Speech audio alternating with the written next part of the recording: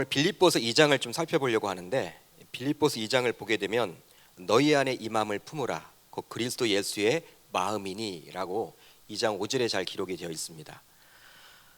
그런데 이 빌립보서 2장 왜 갑자기 우리 주님께서는 저와 여러분들에게 너희 안에 이러한 마음을 품으라, 즉 예수 그리스도의 마음을 품으라고 이야기를 할까요? 여러분, 이 주제, 이 질문에 대한 답을 얻기 위해서는 이 사도 바울과 빌립보 교회와의 그 관계에 대해서 우리가 살펴봐야만 합니다. 그 배경을 우리가 알아야지만 왜 갑자기 이 사도 바울이 이러한 질문, 특별히 그리스도 예수 안에 있는 그 마음을 우리와 저와 여러분들이 가지라고 이야기를 하는 것일까? 그것에 대해서 여러분 우리가 잘 알 수 있기 때문에 그 배경을 한번 우리가 살펴보도록 하겠습니다. 사도행전 16장을 보게 되면요, 사도 바울은요 한 가지 이 환상을 보게 됩니다.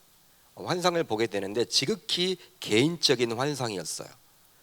밤에 꿈을 꿨는데 이 마게도냐 사람 하나가 나타나서 우리를 도우라, 좀 우리를 도와달라, 그러한 이야기를 듣게 됩니다. 지극히 개인적인 환상이었지만 이 환상으로 말미암아 기독교 역사가 완전히 뒤바뀌게 됩니다. 어떻게 바뀌게 되었냐면, 바울은 본래 아시아에서 복음을 전하려고 했어요. 제가 말하는 아시아는 소아시아를 이야기하는 것인데 지금의 터키 지방, 지금의 중동 지방을 이야기합니다. 그쪽에서 복음을 먼저 전하기를 기대했습니다. 왜냐하면 1차 전도여행 당시 바로 사도 바울이 다녔던 그러한 곳이 바로 이 소아시아 지역이었습니다. 2차 전도여행을 가게 된 목적도 1차 때 가봤던 그 곳, 다시 그곳에 세워진 그 교회를 바라보면서 가봐서 그 교회를 좀 든든히 세우고자 하는 목적을 가지고 있었기 때문에 이렇게 소아시아를 먼저 가려고 했어요. 하나님이 갑자기 나타나셔서 바울의 꿈에 나타나셔서 이 마게도냐 사람 하나를 보여주시면서 우리에게로 와서 좀 도와달라, 이렇게 성령 하나님이 바울에게 나타나신 것입니다. 이걸 통해서 바울은 어떻게 됩니까? 그 환상의 말씀에 순종해서, 즉 성령 하나님의 말씀에 순종함으로 이제 어떻게 되었느냐, 아시아가 아닌 유럽으로 가게 됩니다. 그래서 여러분, 유럽이 먼저 복음화가 된 거예요. 우리가 생각해 볼 수 있겠죠. 왜 하나님께서 갑자기 선한 마음, 아시아에서 복음을 먼저 전하든지 유럽에서 복음을 먼저 전하든지 그게 무슨 상관이냐, 그렇게 생각을 해볼 수도 있겠지만 아마도 하나님의 마음이 급했던 것 같아요. 왜 급했느냐? 당시는 로마가 전 세계를 지배하던 또 다스리던 로마 제국 시대였습니다. 그렇기 때문에 로마 제국의 수도였던 로마, 바로 유럽의 한복판이죠. 그곳에 먼저 복음이 전해져야지만 이 복음이 전 세계로 나아가는데 좀 더 유익하다고 여겼기 때문에 하나님께서 그리하지 않았는지 우리가 생각해 볼 수 있는 것이죠. 그렇게 해서 여러분, 세워진 교회가 바로 어떤 교회냐? 바로 빌립보 교회입니다. 이제 사도 바울은요 아시아가 아니라 유럽에 가게 돼요. 아까 제가 말씀드렸죠. 마게도냐 사람 하나가 와서 우리를 도와달라 했다. 즉 마게도냐로 가게 됩니다. 지금의 마게도냐는요 그리스 북쪽 지방에 위치한 마게도니아라는 나라예요. 그 나라는 지금도 유럽입니다. 그곳에 가서 이제 교회를 세우게 되는데 그 교회가 바로 빌립보 교회였습니다. 그러니까 바울이 유럽 땅에 최초로 세운 교회가 바로 어떤 교회다? 이 빌립보 교회임을 알 수 있죠. 이렇게 여러분 세워진 교회가 바로 빌립보 교회였는데, 이제 이 교회는 아주 짧은 시간 안에 바울이 개척한 교회였음에도 불구하고 아주 든든하게 세워지게 돼요. 많은 아름다운 열매를 맺게 됩니다. 이후로 이제 바울이 핍박을 피해서 빌립보를 떠난 다음에도 빌립보 교회는 지속적으로 성장과 성숙을 하게 되죠. 그리고 약 10년의 세월이 흘렀고 바울은 복음으로 인해서 이제 옥에 갇히게 됩니다. 옥중 생활을 하게 돼요. 우리가 보통 이야기를 하죠. 이 빌립보서, 에베소서, 빌레몬서, 골로새서는 보통 옥중 서신서다. 그러니까 옥안에서 바울이 기록한 말씀이다라고 알고 있어요. 그때 옥안에 있는데 자신이 개척했던 10여 년 전에 개척했던 빌립보 교회에서 이 소식을 알고 바울에게 선교비를 보내게 돼요. 선교비를. 바울은 보통 이렇게 어떤 교회 후원을 받아서 그렇게 선교하는 그러한 패턴이 아니라 본인이 일을 했습니다. 사도였으면서도 불구하고 이렇게 일을 해서 그 일한 대가를 가지고 주로 선교를 했는데, 이제 오간에 갇혀 있으니까 선교를 할 수도 없고 몸은 불편하지만 도와줄 때는 많이 있잖아요. 벌려놓은 일이 많단 말이에요. 순회 선교사로서. 그렇기 때문에 많은 재정이 필요할 텐데 지금 여러분 이렇게 구속되어 있는 입장이기 때문에 제대로 일을 할 수 없거든요. 근데 그러한 형편을 어떻게 알았는지 빌립보 교회에서 헌금을 보내줘요. 오간에 있는. 누구를 통해서 보내주느냐? 바로 사도 바울과 가장 친했던 동역자였던 에바브로 디도의 그런 편을 통해서 많은 헌금을 보내줍니다.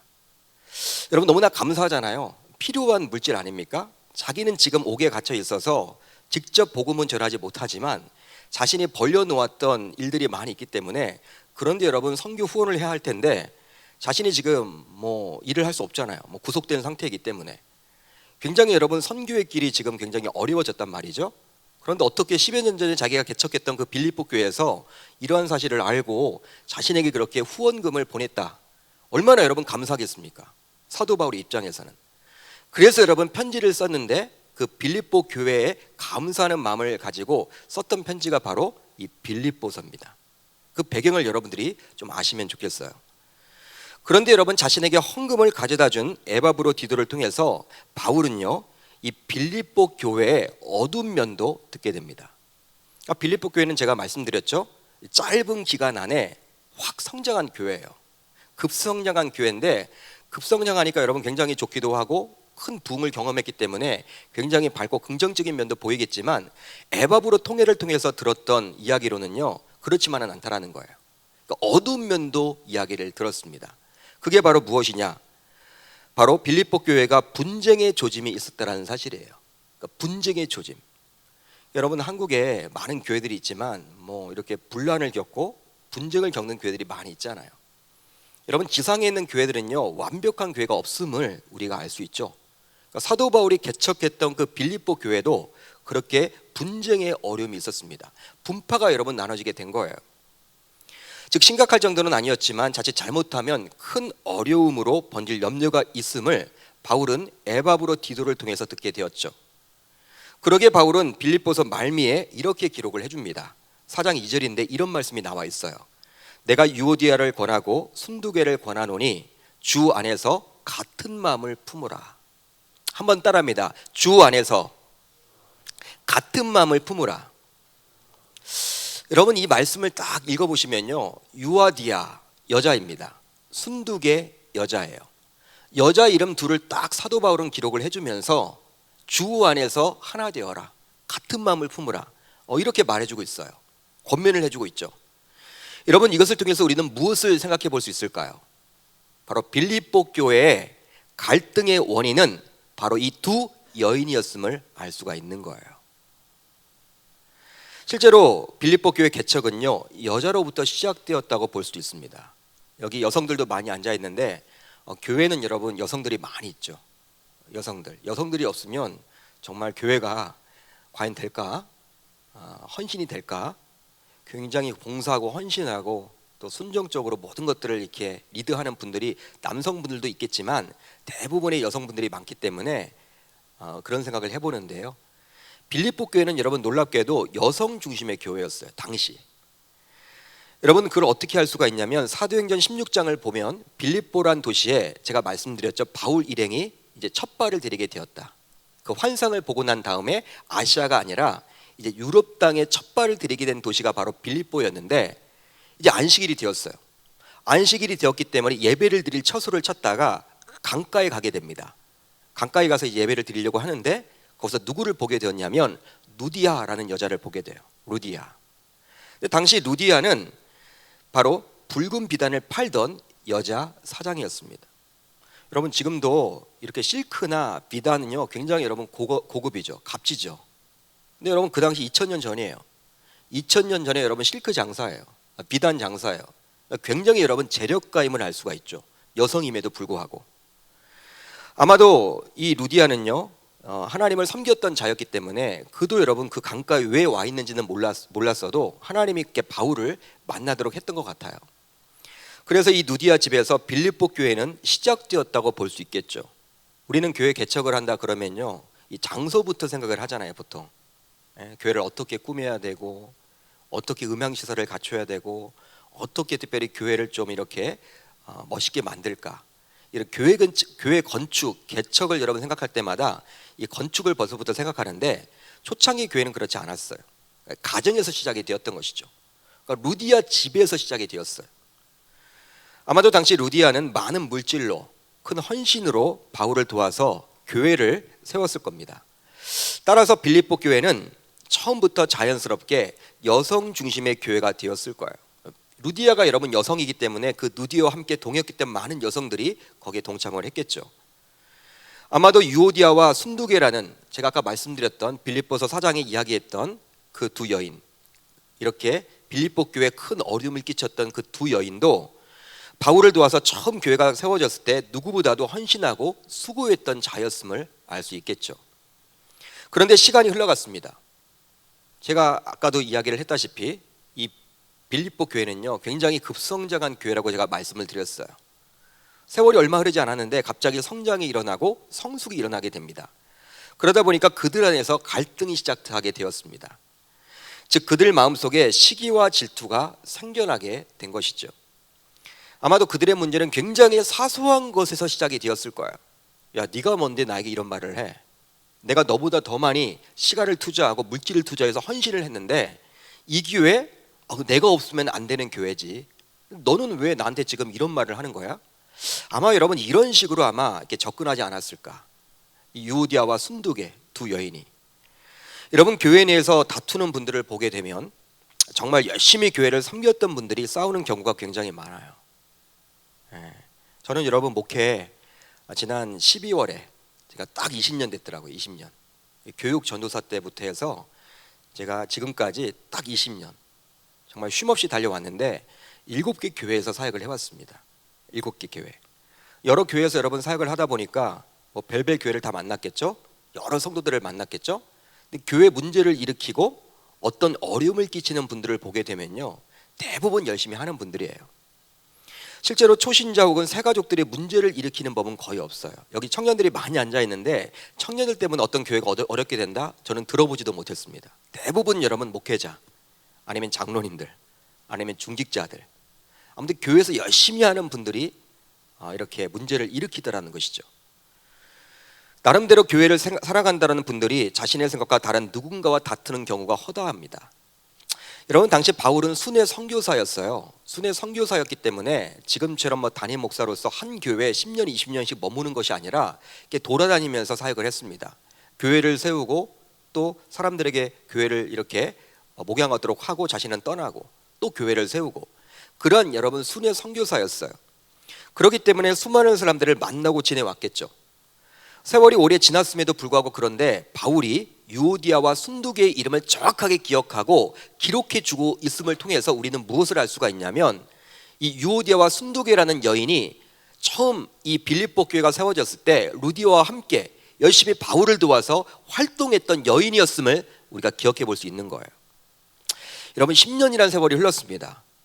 제가 예전에 여러분 이렇게 오래된 이렇게 수첩을 한번 발견하게 되었어요.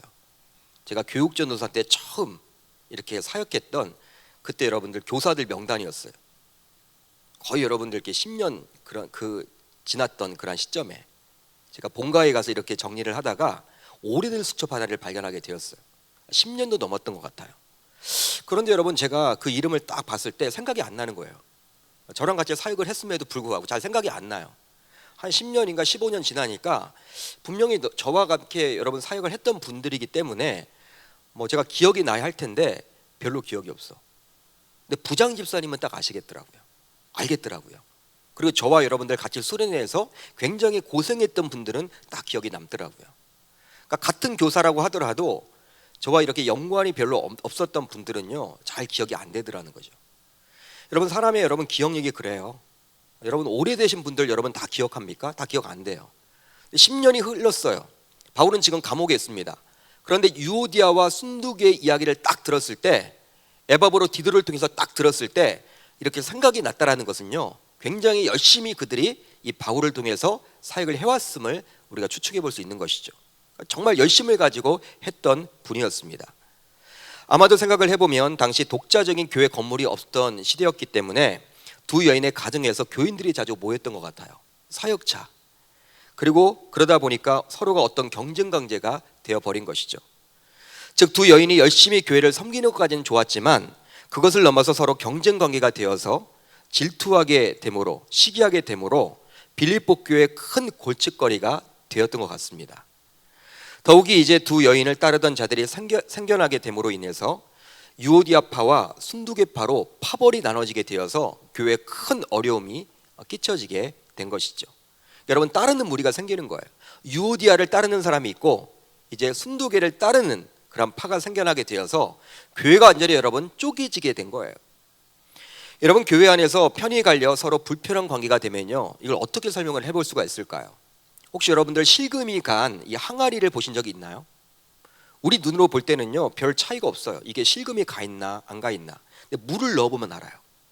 물을 넣어보면요 처음에는 잘 느끼지 못해요. 하룻밤 지나면요 물이 여러분들 실금이 있는 항아리는요 물이 다 빠져나갔어. 어느 순간 여러분 물이 없어요. 보관이 안 돼요. 마찬가지로 교회 안에서 편이 갈려 서로 불편한 관계가 되면요 그런 교회는 받은 은혜가 언제 새어나갈지 모르게 은혜를 다 쏘아버리는 교회입니다. 그러니까 받은 은혜가 있음에도 불구하고 그 은혜를 간직하지 못하고 다 여러분 이렇게 허비하게 되는 교회죠.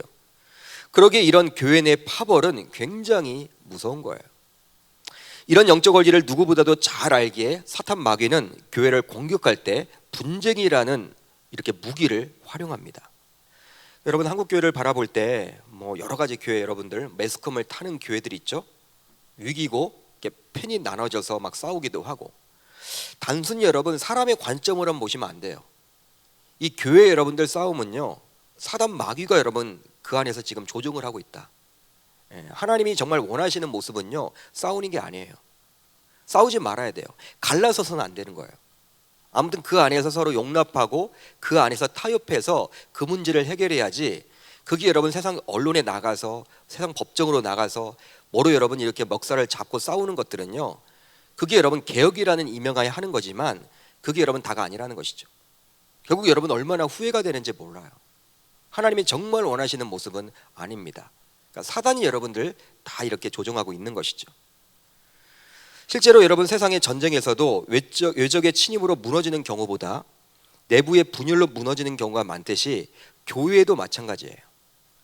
어떤 외부적인 공격, 즉 이단 사입의 공격이나 아니면 세속화 등이 있어서 침투해서 교회가 무너지는 경우보다도 오히려 내부의 분열과 분쟁으로 무너지는 경우가 훨씬 많음을 우리가 느끼고 보고 있습니다. 따라서 우리는 이 좋은 교회 또 좋은 교인이 되기 위해서라도 교회 내에서는 항상 어떤 분열이나 어떤 파벌이 생기지 않도록 우리가 기도해야 하는 거예요. 우리 계명교회는 그래도 감사하게 이렇게 48년 동안 큰 어려움 없이 큰 여러분 위기 없이 달려왔어요. 이것이 여러분 그냥 이어져 온 게 아닙니다. 많은 분들이 기도하고 있어요. 혹시 여러분들은 이 3부 예배 시간에도 우리 중보기도 팀이 가동되어서 기도하고 있는지 아세요? 여러분들이 예배를 위해서 우리 권사님들이 집사님들이 이 지하 1층에 가셔서 여러분 이렇게 이 시간 내내 여러분 기도하고 있어요. 말씀 시간 내에 여러분 기도하고 있고 찬양 시간 내에 기도하고 있고. 아마 청년들은 모르실 거예요. 얼마나 감사합니까? 어른들이 여러분 이 공예배를 위해서 기도하신다는 거예요. 그러니까 그분들의 기도와 헌신이 있기 때문에 우리 교회가 지금까지 달려온 것이라고 저는 생각을 해봅니다. 따라서 여러분 분열과 파별을 조장하는 시기심과 이 질투심이 생기게 되면요 이건 여러분들 정말 큰 위기의 전조라고 보실 수가 있는 거예요. 그것은 이미 심령이 구겨지고 있다라는 표시라고 보시면 됩니다. 여러분 이러한 심령을 가지고 그러니까 우리가 누구를 질투하고 시기하는 그 마음을 가지고 예배를 드린다고 할 때 하나님이 그 예배를 과연 받으실까요? 여러분들은 어떻게 생각을 하십니까? 우리가 여러분 누군가를 시기하고 질투하는 마음을 가지고 우리가 기도한다고 했을 때 하나님이 여러분들 우리의 기도에 응답을 주실까요? 하나님을 만날 수 있을까요? 그러지 않음을 우리가 알 수 있죠. 그러게 저와 여러분들은 항상 이런 시기심과 질투심이 생겨나지 않도록 영적으로 끼어 있어야 하는 거예요. 여러분 누군가를 시기하고 질투한다.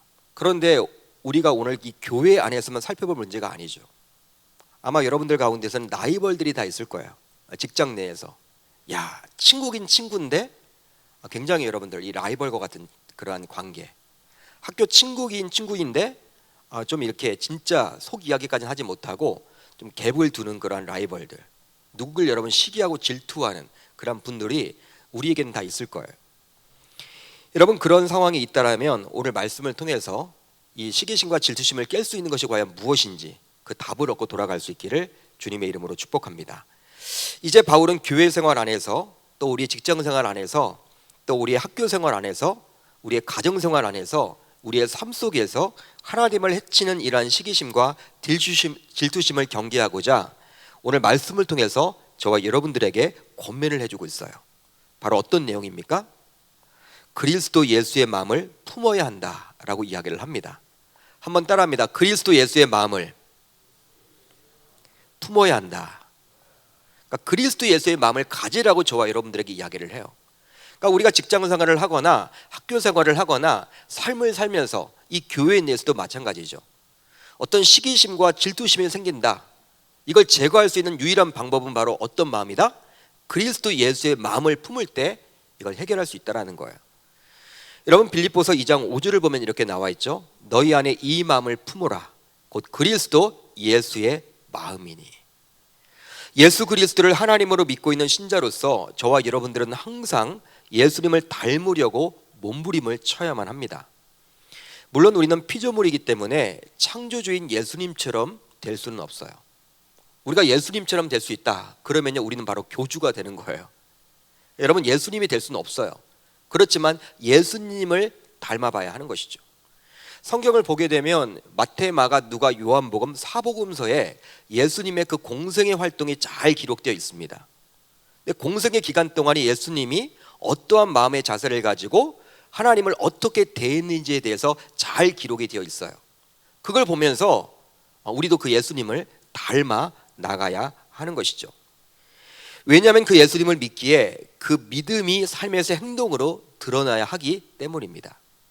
쉽게 말하면 구원받은 이후 우리는 무엇을 목적으로 살아가야 하냐면 예수님 닮는 거예요. 어떻게 하면 내가 예수님을 닮을 수 있을까? 어떻게 하면 예수님처럼 될 수 있을까? 예수님의 그 마음을 우리가 가질 수 있을까? 여러분, 우리가 구원받았다고 해서 끝나는 게 아니에요. 천국 간다고 해서 여러분 끝나는 게 아니야. 이 땅에서 살아가는 내내 우리의 주 목적은 바로 어떻게 하면 예수님을 닮아갈 것인가. 여러분, 몸부림을 쳐 나아가야 한다라는 거예요. 여러분, 그런 책도 있죠. 그러기 때문에 예수님처럼. 맥스 루케이도라는 사람이 있습니다. 그분이 여러분 예수님처럼이란 책을 썼죠. 여러분, 그런 책들의 내용을 보게 되면 예수님이라면 과연 이런 상황 가운데 어떻게 했을까? 내가 여러분께 재정을 씁니다. 물질을 쓰는 데 있어서도 예수님이라면 이러한 목적에 맞게 재정을 사용해야 할까? 예수님이라면 이런 말을 해도 좋을까? 예수님이라면 이런 직장을 선택해도 좋을까? 여러분, 우리가 예수님 닮으려고 몸부림을 쳐야 하는 거예요. 그렇다면 그리스도 예수의 마음은 무엇입니까? 이 빌립보서 2장 5절에 나타나 있는 이 그리스도 예수의 마음은 뭘까요? 여러분, 예수님의 마음에 대해서는요, 성경을 보면 자세히 잘 기록이 되어 있습니다. 여러 가지로 여러분 기록이 되어 있어요. 사랑의 하나님, 사랑의 예수님, 온유의 예수님, 인자의 예수님, 여러분 오래 참으시는 예수님, 여러 가지 다양하겠죠. 그러나 오늘 말씀을 통해서 바울은 주 안에서 같은 마음으로 일치된 교회가 되기를 소망한다면 다음을 갖추어야 함을 말해주고 있어요. 바로 겸손입니다. 한번 따라합니다. 겸손이란 거예요. 여러분, 오늘 본문 2장 5절에 나타나 있는 그리스도 예수의 마음은 바로 겸손이에요. 어떻게 알 수 있느냐? 6절로 8절을 보면 알 수 있습니다. 6절로 8절을 같이 읽습니다. 시작. 그는 근본 하나님의 본체시나 하나님과 동등됨을 취할 것으로 여기지 아니하시고 오히려 자기를 비워 종의 형체를 가져사 사람들과 같이 되셨고 사람의 모양으로 나타나사 자기를 낮추시고 죽기까지 복종하셨으니 그 십자가에 죽으심이라. 여러분, 예수 그리스도는 근본이 하나님이세요. 여러분, 믿으십니까? 예수님은 하나님이세요. 예수님 따로 계시고 하나님 따로 계신 게 아니에요. 그분은 삼위일체 하나님 가운데 제2위이신 성자 하나님이십니다. 우리가 성부 하나님이 계시고 성자 하나님이 계시고 성령 하나님이 계시는데 바로 예수 그리스도는 성자 하나님이세요. 그분은 속성과 능력과 영광에 있어서 하나님과 동일하신 분이세요. 그러니까 삼위일체 교리는요, 우리 인간의 머리로 제대로 지금 해석할 수 있는 분이 아무도 없어요. 신학과 교수님들에게도 여쭤보면 이 100% 여러분들 우리가 여러분 이렇게 만족시키도록 우리의 이성적인 잣대에 여러분 완전히 규합되도록 설명하는 분들이 제가 찾아볼 수가 없어. 제가 여쭤봐도 마찬가지입니다. 그러니까 이건 믿음의 문제로 받아들여야 할 부분이에요. 성경을 보면요, 그리스도께서 하나님이란 증거는 넘치도록 많아요. 여러분 행동으로도 여러분 많이 보여주셨죠? 예수님께서는 죽은 자를 살리셨습니다. 죽은 나사로를 일으켜 세워주셨어요. 여러분 죽음의 문제를 해결해 주셨다는 거예요. 여러분 이게 왜 하나님이십니까? 여러분 보통 아주 좋은 병원에서도 여러분 병이 들어서 이제 병원에 갔어요. 숨이 붙어있는 순간에는 의사들이 그 사람을 살리려고 굉장히 몸부림을 치겠죠. 약을 투여하고 심장 마사지도 하고 여러 가지 여러분 그 생명을 살리기 위해서 몸부림을 칩니다.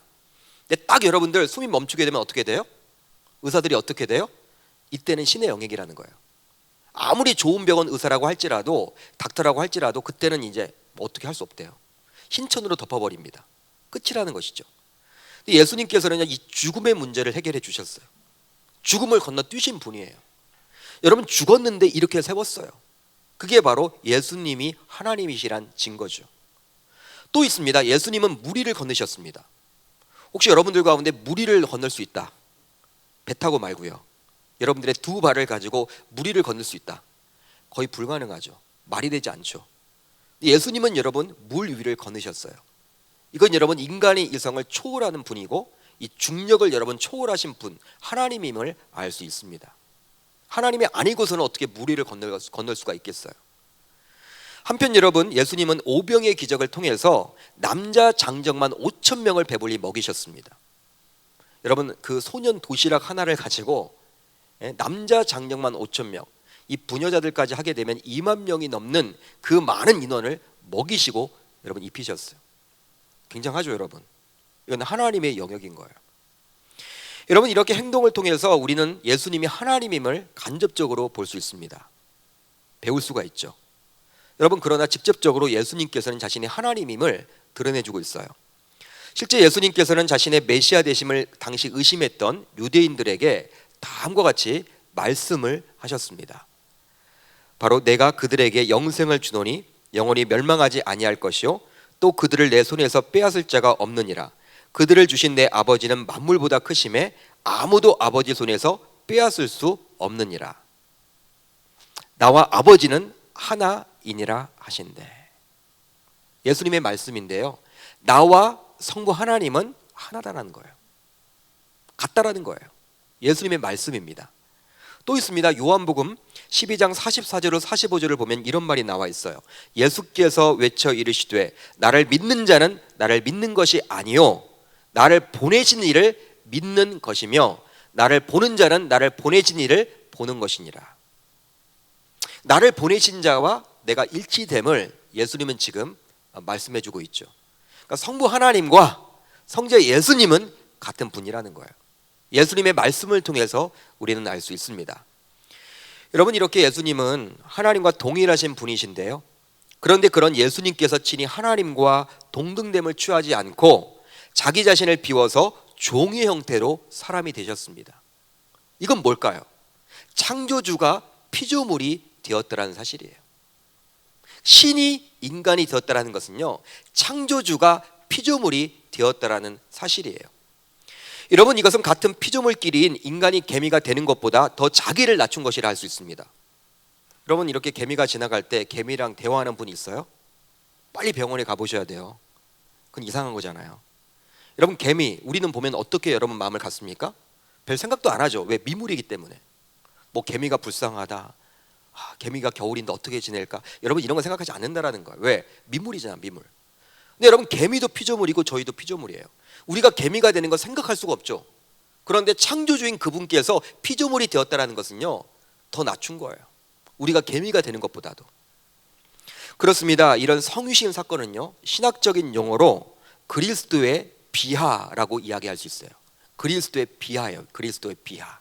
자기를 낮춘다라는 거예요.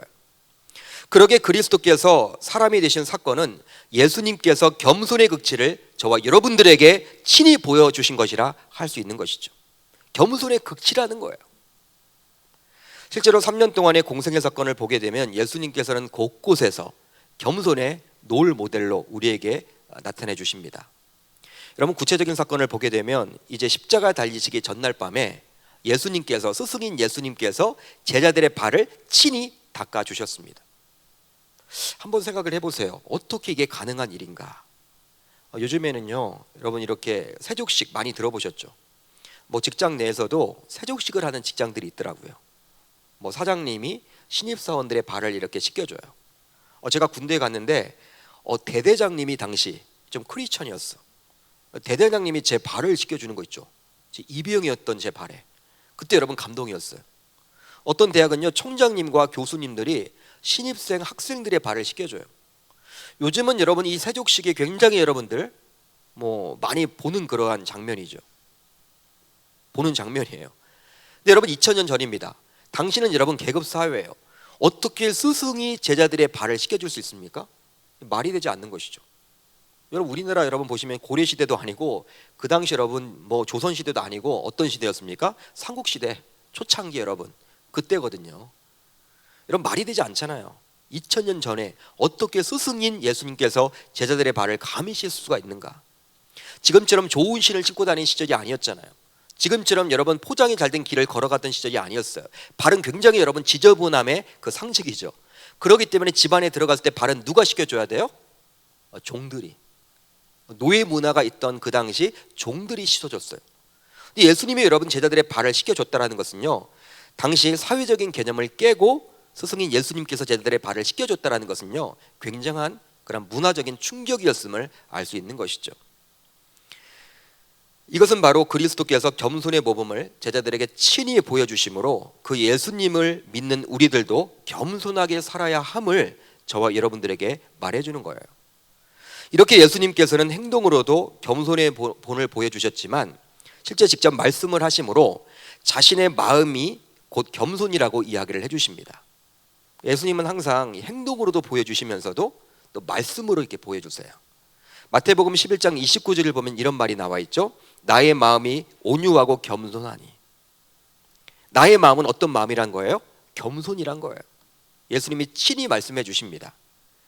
그렇습니다. 바울 사도는 교회 하나됨을 해치는, 또 직장에서 하나됨을 해치는 또 이런 시기심과 이기심 또 질투심을 제거하기 위해서 우선적으로 그리스도의 마음인 이 겸손을 가져야 한다라고 오늘 저와 여러분들에게 이야기를 합니다. 그러니까 우리가 직장 생활을 하거나 학교 생활을 하거나 삶을 살면서 누구를 시기하고 미워하고 질투하는 경우들이 있잖아요. 그런 것들을 제거하기 위해서는 바로 그리스도의 마음인 이 겸손을 가져야 한다라는 거예요. 다른 방법으로는 안 된다라는 것이죠. 그렇다면 여러분, 겸손한 마음은 과연 어떤 마음일까요? 우리가 겸손 많이 듣잖아요. 겸손한 사람이 되어야 된다. 겸손은 굉장히 중요하다. 굉장히 많이 들어도 잘 몰라요. 겸손한 마음은 뭡니까? 바로 각각 자신보다 남을 낮게 여기는 마음이에요. 그러니까 나보다 타인을 낮게 여기는 거예요. 여러분, 남을 낮게 여긴다는 것은 남을 나보다 우수하게 여긴다라는 의미입니다. 그러게 자신의 고집만을 내세우지 않고 남의 생각과 제안도 유연하게 받아들일 수 있는 게 바로 겸손이에요. 어떤 분들은요, 자신이 겸손한 사람이라고 이야기를 하는데 자신의 고집을 안 꺾어. 합리적인 여러분 제안을 들으면 자신의 고집도 꺾어야 되겠죠. 물론 여러분 어떤 큰 일을 하려면 고집 부릴 때는 고집 부려야 돼요. 그렇지만 남의 이야기가 여러분 합리적이다 그러면요, 그걸 받아들여야 하거든. 근데 자신이 겸손하다고 이야기를 하면서도 안 꺾어요. 여러분 그런 분들은요, 겸손한 게 아니에요. 겸손하는 척하는 것이지 겸손은 아니에요. 여러분 그렇다고 해서 남 앞에서 무조건 자신을 낮추는 것이 진정한 겸손이라는 의미는 아닙니다. 우리가 여러분 이 비굴이란 단어와 이 겸손이란 단어를 차이를 둬야 돼요. 여러분 비굴은요, 그냥 무조건 여러분 자기를 낮춰요. 자기 자아를 여러분 깎아내려버려요. 자기 인격을 여러분 그냥 깎아내려버려요. 그것이 여러분 겸손인 양 이야기를 하는데 그건 아닙니다. 그건 비굴인 것이죠. 여러분 겸손은 무엇이냐? 바로 힘을 가졌을 때, 능력을 가졌을 때, 파워를 가지고 있음에도 불구하고 그 힘과 권세와 파워를 자신을 위해서 사용하지 않고 그걸 자랑치 않고 도리어 하나님과 이웃을 위해서 선용하는 것, 그것이 바로 성경이 말하는 진정한 겸손이란 거예요. 그러니까 힘을 가진 자가 그 힘을 자신만을 위해서 사용하지 않는다는 거예요. 보통 사람들이 힘이 주어지면요, 자신만을 가지고 사용하려고 하잖아요. 이제 여러분 4.15 총선 얼마 남지 않았습니다. 80여일 남았다 그래요. 왜 사람들이 국회의원이 되려고 할까요? 여러분 생각해 보셨어요? 그렇게 여러분 경쟁을 하잖아요. 저는 미달이 되는 경우를 보지를 못했어요. 우리나라가 언제쯤 미달이 될까? 야, 국회의원 서로 안 하려고 하고. 그런 나라가 되면 참 좋겠다는 생각을 하는데, 여러분 엄청나게 많이 나오잖아요. 광명만 하더라도 여러분들 서로 하려고 하잖아요. 각 당에서 공천을 받기도 쉽지 않고, 공천을 받았다고 쳐도 또 본선 게임이 있고, 항상 여러분 벽보 붙여진 거 보면요, 여러분 어떨 때는요 막 수십 명이 나와, 한 지역구에. 왜 여러분 사람들이 그렇게 권력을 주려고 할까요? 대부분의 사람들은 다 말은 국가를 위해 봉사하겠습니다, 사회를 위해서 봉사하겠습니다, 국민을 위해서 쓰겠습니다 하지만 자기 자신을 위해서 쓰려고 하는 경우들이 굉장히 많죠. 그게 여러분 대부분이에요. 그러나 여러분 진정한 겸손은요 그게 아니라는 거예요. 진정한 겸손은 자신에게 파워가 주어졌어도 그 파워를 자신을 위해서만 쓰지 않고 나라를 위해서, 또 국가를 위해서, 또 하나님과 이웃을 위해서 쓰는 것, 그것이 바로 성경이 말하는 진정한 겸손입니다. 그러기에 여러분 사탄은요 우리에게서 이러한 겸손을 자꾸 빼앗아 가려고만 해요. 왜냐하면 겸손한 신자는 주님을 떠나는 법이 결코 없으나, 겸손하지 못한, 즉 교만한 신자가 되면 자신을 하나님처럼 여기게 되어 종국에는 하나님을 떠나기 때문에 사탄은 그러한 방법을 동원하려고 합니다. 그러니까 우리로 하여금 자꾸 교만하도록 만들어요. 그렇습니다. 예수님처럼 겸손한 마음을 갖게 될 때 저와 여러분들은 교회 내에서 서로를 대할 때 시기심과 질투심, 또 직장 생활을 해나가면서, 학교 생활을 해나가면서, 삶을 살면서 이러한 시기심과 질투심 대신에 오히려 서로를 용납할 수 있게 되는 것입니다. 그러게 교회에서, 여러분 직장에서, 그리고 삶 속에서 라이벌 의식보다는 동역자로서 대할 수 있게 되는 것이죠. 그러니까 여러분 겸손한 마음을 갖게 되면요 이 시기심과 질투심을 멀리하게 되는 거예요. 실제로 1800년대 남아프리카 공화국에서 부흥운동의 주역자로서 많은 책을 남긴 이렇게 자가 있습니다. 누구냐면 앤드류 머레이라는 사람이에요. 그 사람이 여러분 이런 책을 썼어요. 겸손, 그 부르심의 순종이란 책을 썼습니다. 근데 이 책에 보면 이런 내용이 나와요. 겸손한 사람은 결코 질투나 시기를 느끼는 법이 없다. 자신이 보는 앞에서 다른 사람이 자기보다 더 사랑을 받고 복을 받을지라도 얼마든지 하나님을 찬양할 수가 있다.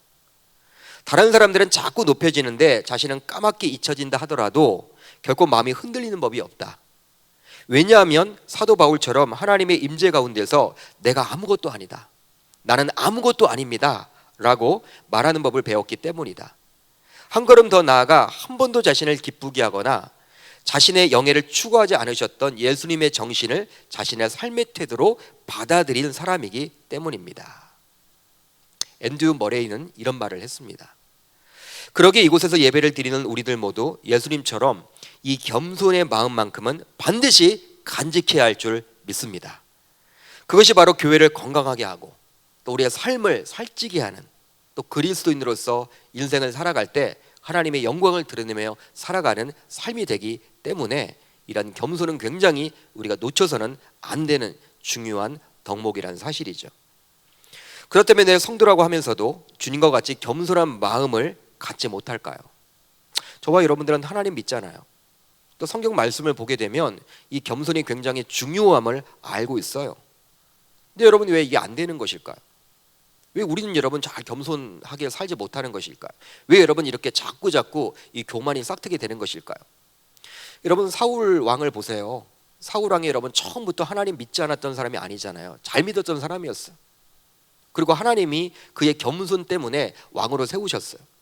왜 여러분 그가 그렇게 변화가 되었을까요? 왕으로 세워지자마자 몇 년 지나지 않아서 하나님을 멀리하게 되었잖아요. 하나님의 말씀에 불순종하게 되었잖아요. 교회는 출석하고 있고 또 신자로서 살아가지만 이렇게 하나님을 멀리 떠난 그러한 불신자의 모습 여러분 그렇게 비춰지고 있잖아요. 왜 그럴까요? 우리가 여러분 왜 그렇게 살지 못하는 것일까요? 바로 겸손하게 되면 자신만 손해본다라는 생각이 강하기 때문입니다. 그러니까 상대가 변하면, 상대가 겸손하게 되면 나도 겸손해질 수 있어. 그런데 상대는 그대로인데 나만 겸손하게 지내면 굉장히 나만 손해본다. 나만 손해보는 거 아니야? 나만 굉장히 낮아지는 거 아니야? 이상한 사람 되는 거 아니야? 이런 생각이 굉장히 많기 때문에 안 되는 거예요.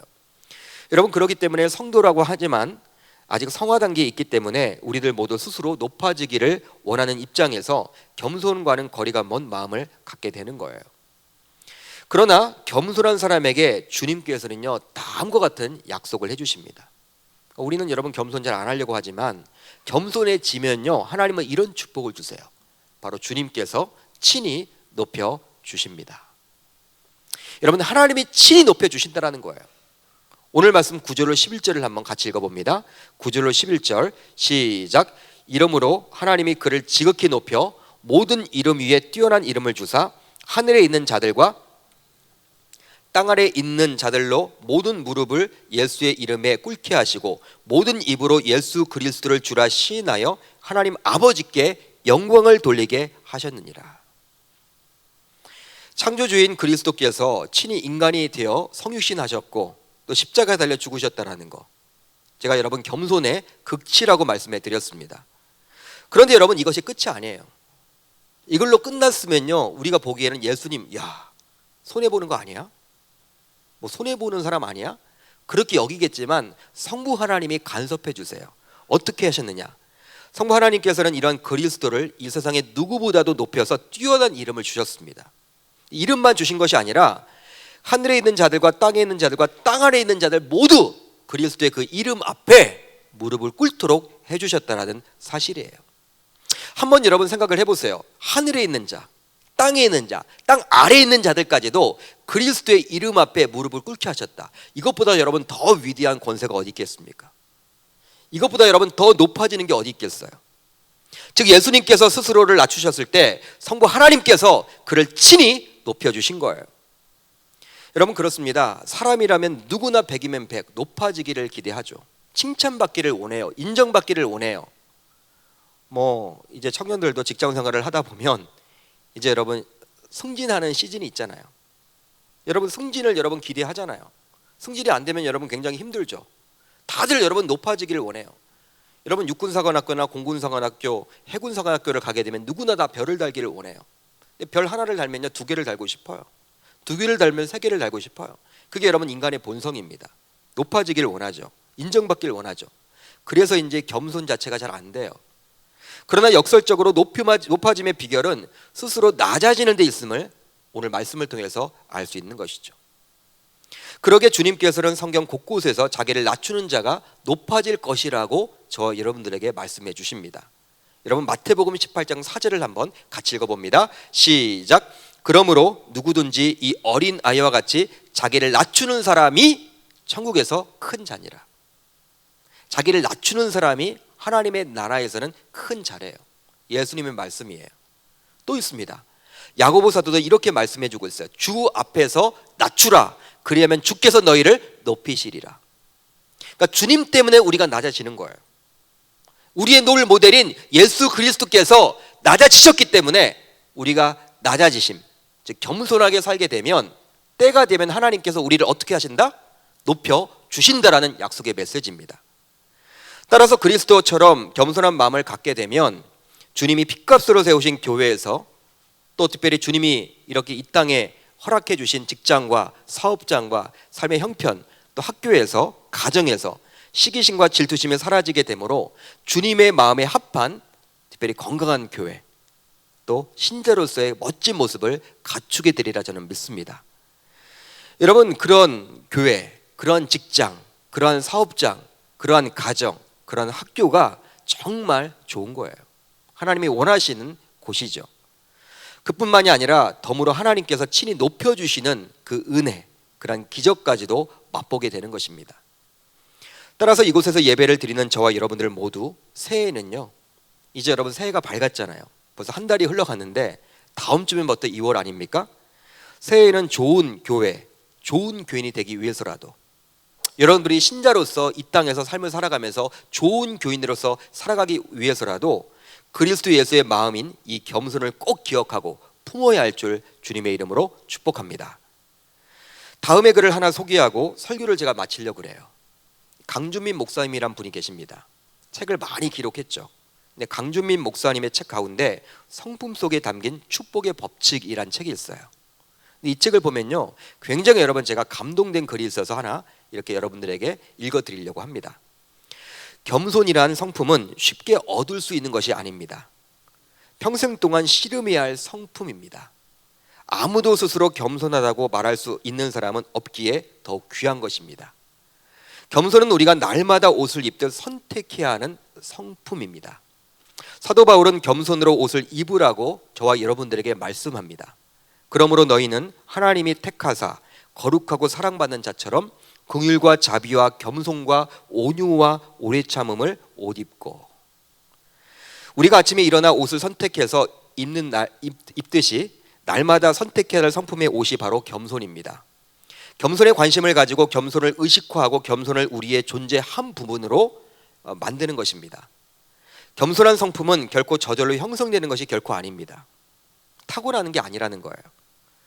옷을 선택하듯 선택해야만 합니다. 성품은 그런데 겸손이라는 성품은 그런데 하나님의 성품이에요. 그러므로 성령님의 도우심을 반드시 받아야만 합니다. 그때 성령님의 열매로 우리의 삶 속에서 겸손은 진정으로 나타나게 됩니다. 이 목사님의 글이에요. 여러분, 우리가 그리스도를 믿는 신자가 맞습니까? 우리가 여러분 하나님을 믿고 있습니까? 하나님이신 예수 그리스도를 믿는 신자가 맞다면 우리는 매일매일 겸손의 옷을 입고 살아가야 하는 거예요. 입어도 좋고 안 입어도 좋을 옷이 아니에요. 꼭 갖춰야 할 유니폼입니다. 하나님의 자녀의 유니폼이에요. 우리가 여러분 직장에 들어가면요, 어떤 직장에 들어갔다, 요즘에는 여러분 뭐 자율복장이 많지만 어떤 대기업에 들어갔다, 여러분 잠바가 있거나 뭐든지 여러분들 이렇게 표시되는 게 있겠죠. 그 기업의 마크가 있고 옷 자체가, 그게 여러분 유니폼이라고 칩시다. 하나님 나라의 유니폼은 바로 겸손이에요. 겸손의 옷을 우리가 입어야 하는 거예요. 이건 타고난 성품이 아닙니다. 그런데 우리의 의지만으로는 불가능해요. 우리의 노력만은 불가능해요. 왜? 겸손은 하나님의 성품이기 때문에 성령 하나님이 함께하지 않으면요, 우리가 여러분 겸손한 사람이 될 수 없다라는 거예요. 따라서 이제부터 우리들 모두 성령 하나님의 도우심 속에서 겸손의 옷을 입고 살아가야만 할 줄 믿습니다. 사랑하는 계명교회 성도 여러분, 청년 여러분, 이제 결단하면 좋을 것 같아요. 여러분들의 직장생활, 우리의 교회생활, 우리의 가정생활, 우리의 학교생활, 삶 속에서 분명히 여러분들 누구를 미워하고 시기하고 질투하는 분들이 분명히 있을 거예요. 이게 여러분 세상의 말로는 나이벌이라고 이야기를 하는데, 여러분 이 나이벌 때문에 뭐 좋아질 수도 있겠지만 이런 나이벌로 인해서 굉장히 다툼이 생기고 또 분노가 생기고 우리의 신앙생활을 엉망으로 만들 수 있기 때문에 여러분 이러한 질투와 시기심은 좋은 것은 아닙니다. 그렇다면 이러한 시기심과 질투심을 없애기 위한 방법은 무엇입니까? 오늘 말씀을 통해서 우리가 살펴보았습니다. 그리스도 예수의 마음인 바로 겸손을 갖추어 나아갈 때 저와 여러분들은 그러한 시기심과 질투심 대신에 우리 하나님께서 주신 넉넉한 마음을 가지고 서로를 용납하며 살아갈 수 있게 되는 거예요. 이제 새해가 여러분 밝았는데 새해에는 여러분 그렇게 살아갈 수 있는 저와 여러분들이 다 되시기를 주님의 이름으로 축복합니다.